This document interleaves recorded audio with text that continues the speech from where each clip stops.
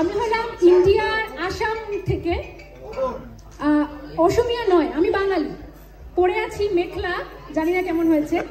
গানটা যেটা করব সেটা বাংলা গান, কিন্তু তার স্টোরি গান মানে সবকিছু লোকে আসামে। তো মেবি এটা আপনাদের জানা নয়, বাট প্লিজ একটু করতালি দিয়ে উৎসাহ করবেন।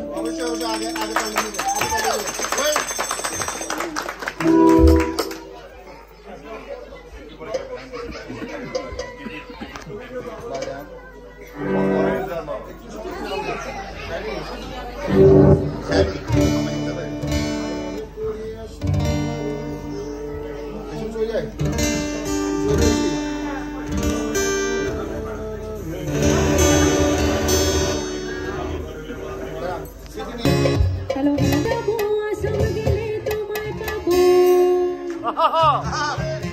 বাবু বলে কাম কাম, ওই সাহেব বলে ধরিয়া, ওই সর্দার বলে লিব পিঠের চাম।